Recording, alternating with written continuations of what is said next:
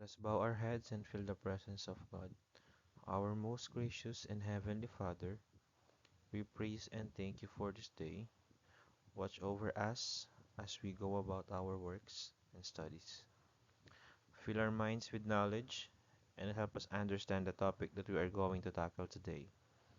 Bless us, Father, with your wisdom as we begin our class. Help us in every way so that we may become children you want us to be. Amen. Good afternoon, Dr. Vera and classmates. Before we proceed with the discussion proper, meron po tayong short game entitled Guess the Word. So, each slide, no, you're going to try or you're going to guess, no, what is the word na pinoportray ng mga images that is actually related sa magiging lesson po natin today. Each word po, meron po tayong 10 seconds to guess.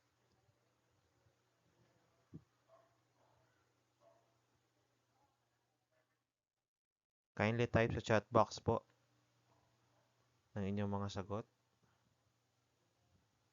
Correct answer is potential. Again, type your answers po sa ating chat box. 10 seconds.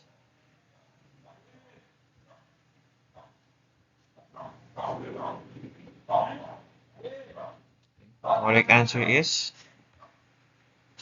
gravity. Okay, next word.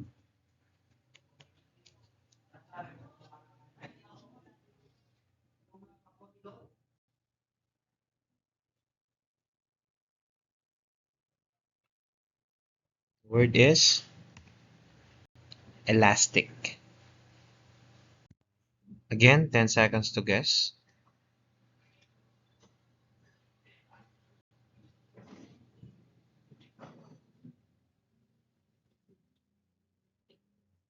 The correct answer is energy. Okay, so based from the words na tinry po nating i-guess, it is very obvious that our topic is all about potential energy and energy conservation. Okay, so narito po yung mga ilang mga sample na specific objectives na pwede po natin gamitin kung magtuturo po tayo ng potential energy or yung topic po na to. Okay. At the end of the lesson, the students should be able to define potential energy conservation, distinguish the different types of potential energy, and lastly is to calculate the gravitational potential energy of an object. Let us define first kung ano po ang energy. So based on my reference, energy enables an object to perform work, or in some reference, sinasabi it is the ability to do work. And then available energy can be converted and transformed to work. And remember po na ang energy and work is measured in J or joules. Last time po, na-discuss po ng previous presenter ang tungkol sa topic na work and kinetic energy. That is actually talagang correlated po yung dalawa na to. Let us identify the two types of mechanical energy. We have potential energy and kinetic energy. Okay. Under potential energy, we have GPE, gravitational potential energy, EPE or elastic potential energy, and CPE, chemical potential energy.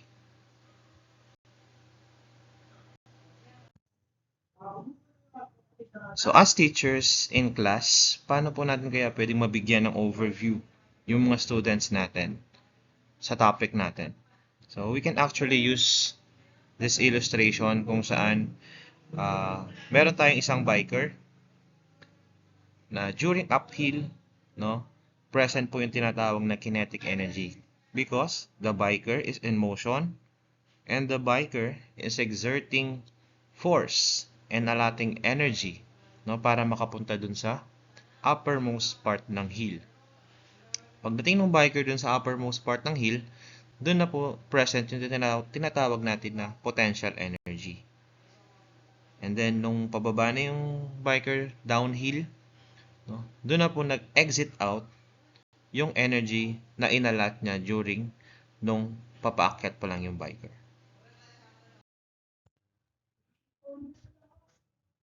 Potential energy is defined as the energy stored in an object and waiting to be used later. It is also the energy possessed by an object at rest. When there is potential energy stored, the object has a potential to perform work. This is the same, no, with the bow and arrow. When the bow is drawn, its potential energy is released, doing work on the arrow. Same mechanism with cars. Fuel, when added to the car, can do work once it is used up by the engine.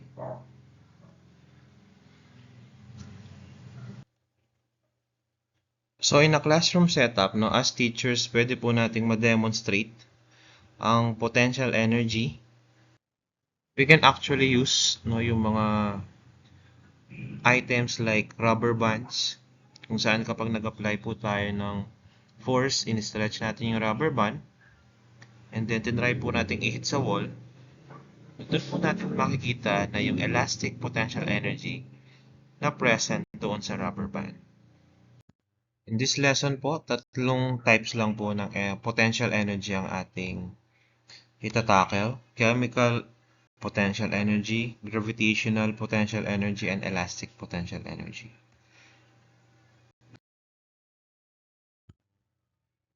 So just to add on potential energy, it is the energy possessed by an object due to its position, composition, and orientation. The following are the most common forms. First, we have the gravitational potential energy. Sa ating presentations po, gaya po nito, pwede tayong maglagay ng mga pictures para ma-appreciate po ng mga students, no? Gaya nitong first one, example natin sa ating gravitational potential energy. It is the potential energy due to the object's position. So, itong girl na may hawak po na rope, no? It is kind of a pulley kung saan nire-raise niya yung itong isang box or books, no, upward. So sa madaling salita, kapag po mas mataas ang position ng object, mas tumataas ang kanyang potential energy.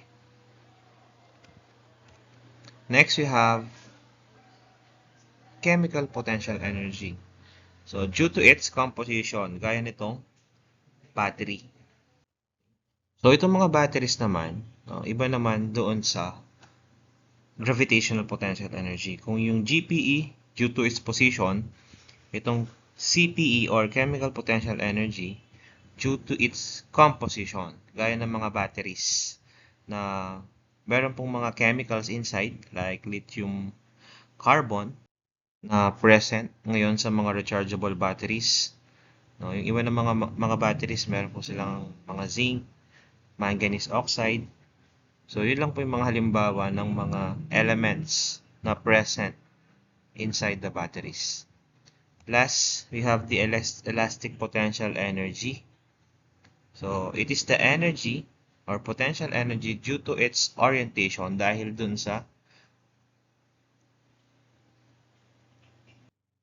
due to the orientation ng mga halimbawa mga rubber bands due to their elasticity.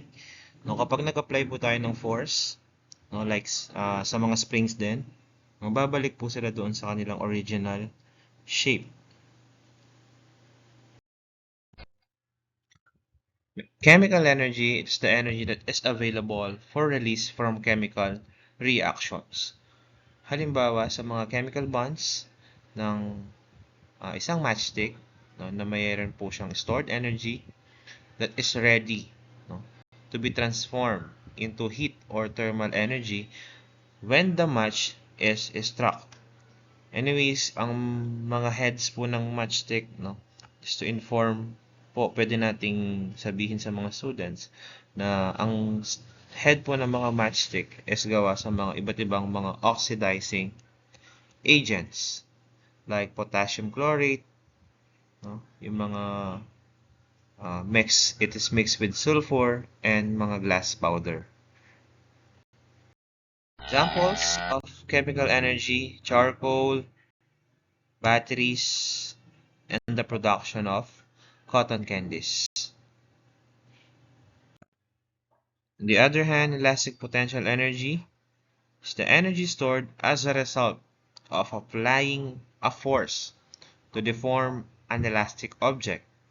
It's also the energy stored until the force is removed and the object springs back to its original shape, doing work in the progress. The deformation could involve compressing, stretching, or twisting the object. Some examples, gaya ng mga rubber band and springs. Many objects are designed because of their orientation to store this what we call elastic potential energy. Halimbawa, an archer's stretch bow. The twisted rubber band which powers a toy plane or a toy airplane. Lastly, a bent diving board just before a diver's jump.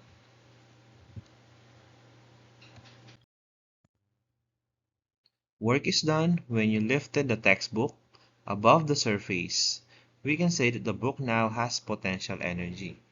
Potential energy is possessed by an object due to its position above the ground. So this type of potential energy is what we call the gravitational potential energy. So an illustration that can demonstrate GPE is a girl, no? Example natin dito is holding a ball at a certain height. Because of the ball's height above the ground or above the surface, no? It already has its potential energy. Same as with waterfalls, no? Dahil nga itong mga waters, no, or water drops, no, ay nanggaling sa taas at a certain altitude. When it drops, from potential energy, it's being converted into kinetic energy. Potential energy, commonly GPE po, but simply in general, it's just potential energy, and it is being quantified using the formula PE is equals to mgh. The potential energy is maximum at the highest position of the object. Then the following quantities on potential energy: PE, unit po natin is joule or kilogram meter squared per second squared. M for mass is measured in kilograms, or the unit is in kilogram. Then you also have the G for acceleration due to gravity. It is 9.8 meters per second squared. And lastly, we have height that has a unit of m or meters.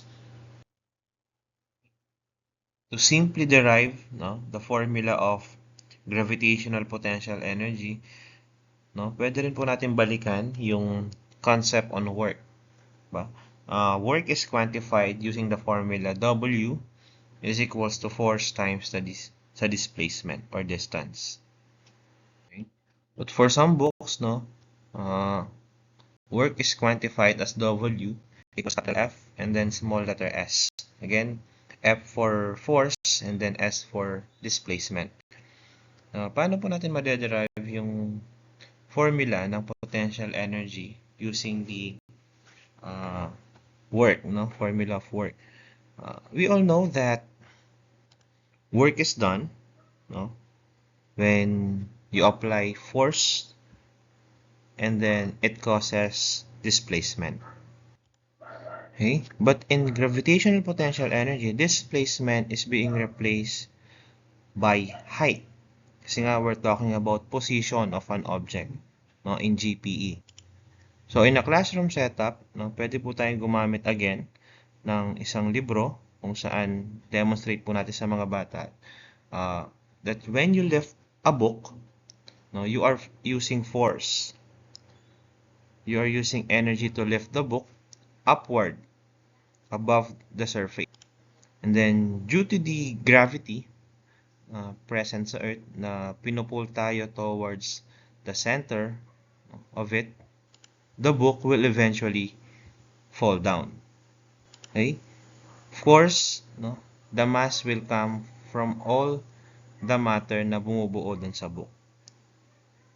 So that is why, no, potential energy is quantified as PE is equals to mass, no, yung amount of matter na meron dun sa object, presence of gravity, kasi nasa Earth po tayo, which has acceleration due to gravity na 9.8 meter per second squared, and then yung height, no, this will be our formula in solving the gravitational potential energy. M represents the mass of the object, G because of the gravitational force, and H for the height or elevation of the object. Okay. Sample problem.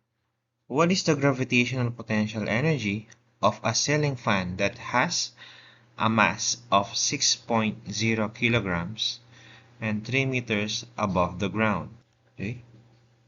Try to answer po and then just comment dun sa chat box kung ano po yung mga sagot ninyo using the formula GPE or PE is equals to mass times gravity times height.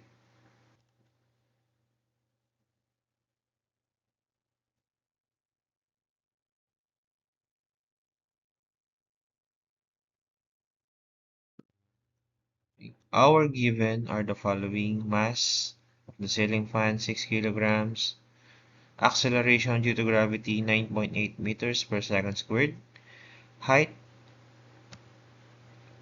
no, 3 meters. Then again, formula natin, GPE is equals to mass times gravity times height.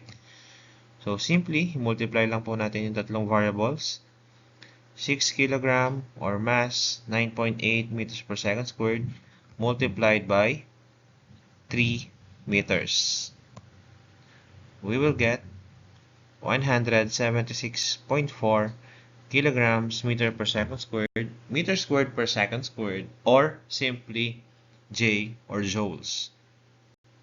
Okay. Another example or another problem, what is the gravitational potential energy of a girl who has a mass of 40 kilograms and she is standing on the edge of a diving board that is 6.5 meters above the water?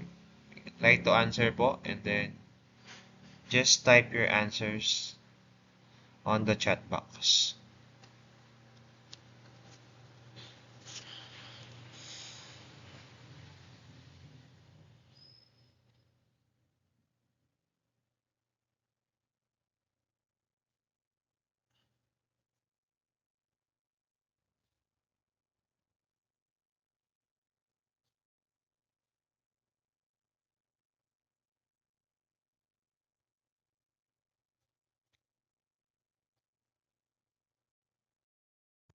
Let us identify the given on the problem. Mass of the girl 40 kilograms, acceleration due to gravity that is constant 9.8 meters per second squared, and then the height 6.5 meters. Formula GP is equals to mgh.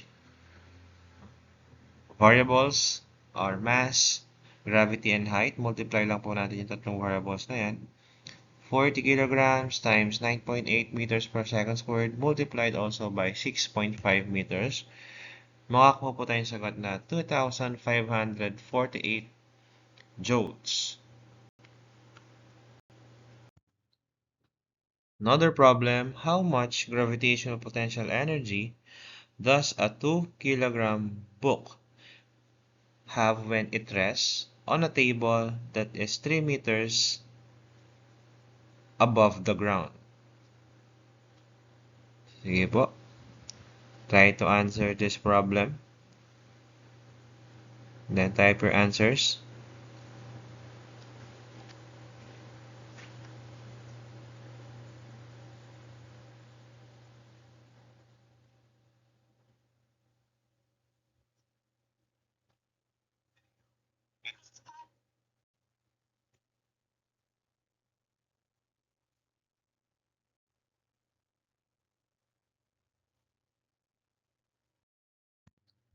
Given our mass of 2 kilograms, gravity of 9.8 meters per second squared, and a height of 3 meters. Solution will be 2 kilograms multiplied by 9.8 m per s squared and then 3 meters. The final answer will be 58.8 joules for the gravitational potential energy. Before po tayo mag-proceed sa other formulas sa GPE, we can also present sa mga bata or kahit isulat lang sa board itong triangle formula na pwede nilang gamitin as their guide on ano ba talaga ang formula na gagamitin nila. So, in finding the potential energy, it is just mass times gravity times height. Okay? When the mass is missing, ang magiging formula is potential energy divided by gravity and height. Kapag naman po height ang nawawala, GPE divided by mass and gravity. So, ito yung mga formulas po na meron sa GPE. So, if the mass is missing, ito po ang gagamitin nating formula. If the height is missing, ito po ang gagamitin nating formula. Now, mass is equal to GPE divided by the gravity and height. Height is equal to GPE divided by the mass and gravity. Example, mass is missing. We have given here na potential energy that is 95 joules or kilograms meter squared per second squared. And then, meron din tayong height na 8 meters. Also, meron din tayong force acceleration due to gravity na 9.8 meters per second squared. Sorry, di yata nalagay yung squared dito. Our formula we're going to use is m is equal to GPE divided by height and gravity. So let us substitute the following given. 95 joules. Pero if nalilito po tayo, pwede nating gamitin yung kilograms meter squared per second squared and cancellation of units. Okay? But syempre, kung alam naman po natin ang unit ng mass, hindi na tayo malilito that mass the unit of mass is in kilograms. So, 95 joules divided by height and gravity. Height that is 8 meters and gravity 9.8 meters per second squared. First, multiply po na natin yung given sa baba. We will get 78.4 meters squared per second squared. Then, maka-cancel out po itong m squared and s squared. Ang matitira lang is the kilograms. So, your final answer will be 1.21 kilograms.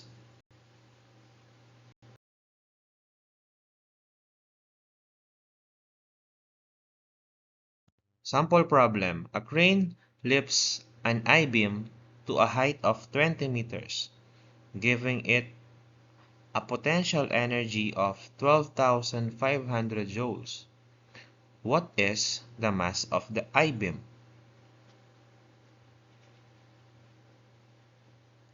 Sige po, try po natin sagutan itong problem na to.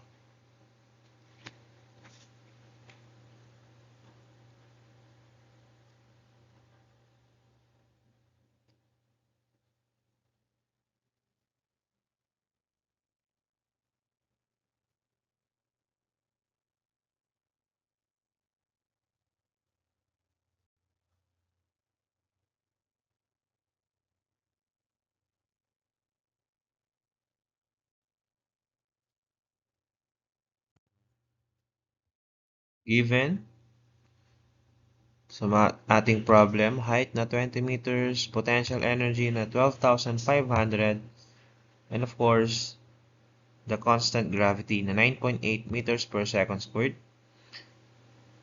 Formula to be used, syempre itong una po, mass is equals to GPE divided by the gravity and height. Okay. So let us substitute the following given. Okay. First, multiply po natin yung gravity sa height. 9.8 meters squared per second squared divided by 20, we're going to get 196 meters squared per second squared. Then, makakancel out po yung mga units. Ang matitira is kilogram. So, we're going to get 63.78 kilograms. What if the height is missing? So, another example, we have potential energy of 76 joules, a mass of 6 kilograms, and a gravity of 9.8 meters per second squared. Formula to be used, height is equals to GPE divided by the mass multiplied by the gravity. Okay, let us substitute the following given: 76 joules, 6 kilograms multiplied by 9.8. We're going to get 58.8 kilograms meters per second squared. And then for the final process, 76 joules divided by 58.8 kilograms meters squared per second squared.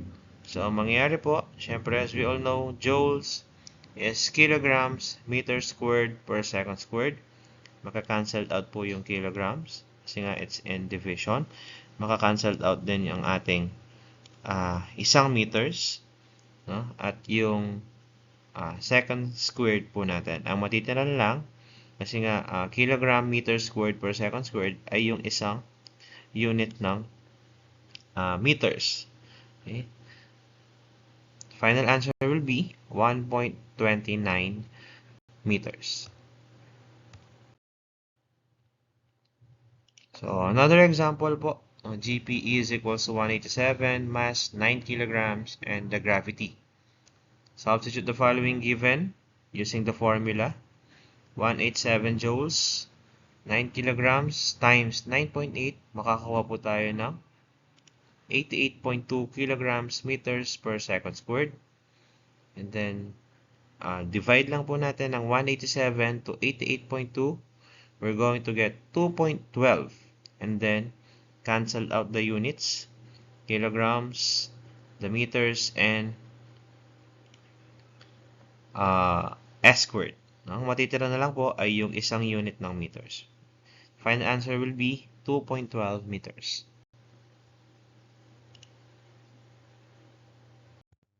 Try to solve this one. The height is missing. An object has a mass of 4 kilograms with a GPE of 2,200 joules. What is the height or elevation of the object? Sige po. Try to answer.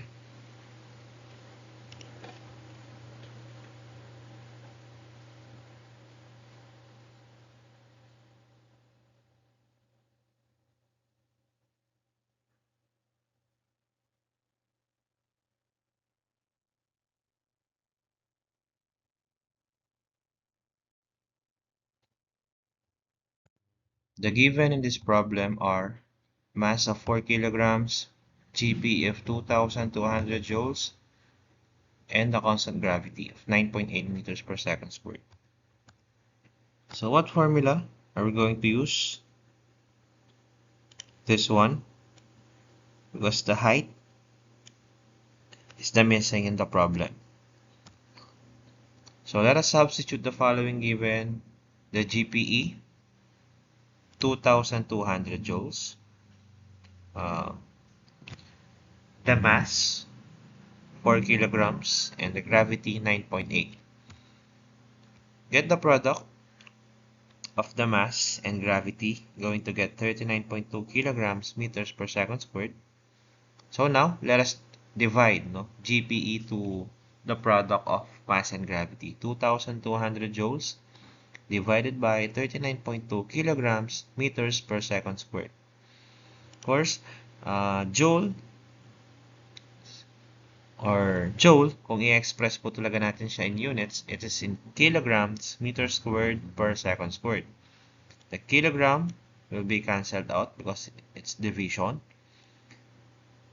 Meter also, and also the second squared. Matitira na lang is the unit M or meters. So the final answer, if dinivide po natin to, is 56.12 meters.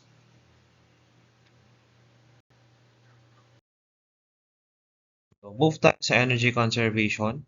Law of conservation of energy, sinasabi po niyan that energy can neither be created nor destroyed.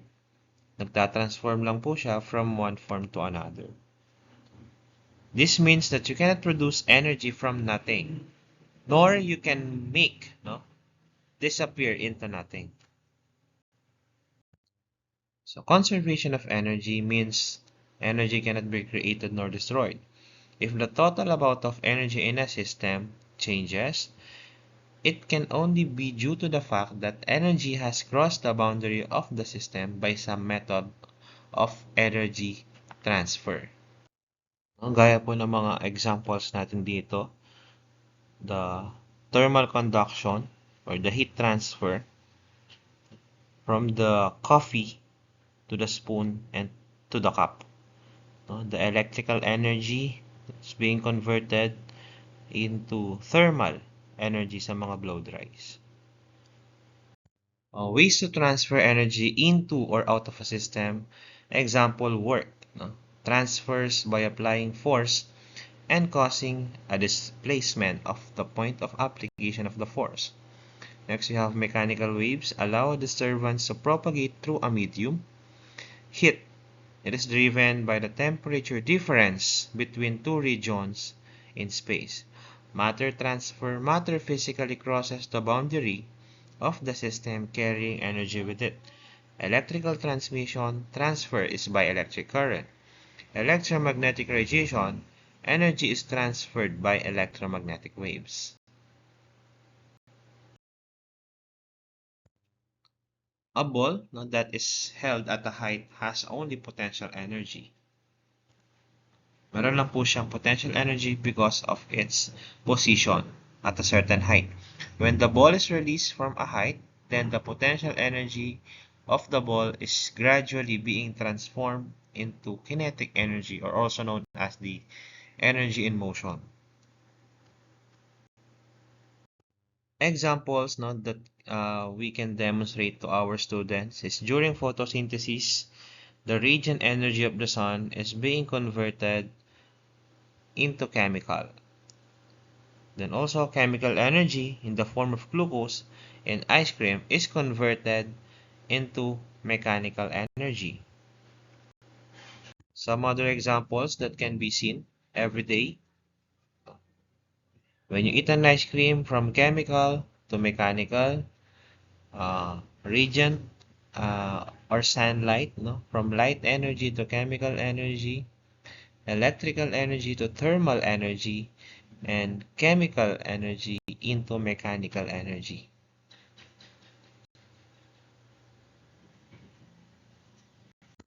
Here are the following sample classroom activities or simple experiments that we can conduct inside the class or inside the classroom. Okay. If available po sa laboratory itong Newton's cradle, pwede po natin siyang gamitin as our can actually use this device po kasi to demonstrate yung conservation of momentum and energy using yung mga spheres. Another sample classroom activity that we can conduct inside the class if may ample time po. Tie the string to the ceiling so the apple hangs in front of your student's forehead, then ask them to step back and swing the apple to see if it comes back and hits their face. hindi naman po sila tatamaan kung hindi sila mag-a-apply ng force or speed dun sa apple kapag i-release na nila ito from a certain height. Another activity is, or pwede nating pa gawa as project, no? Part of performance task, the balloon car. Okay. So ano po ang explanation behind the balloon car? The potential energy of the car is stored in the expanding, no? Yung elastic material na meron yung balloon, no? Kasi elastic po ang balloon.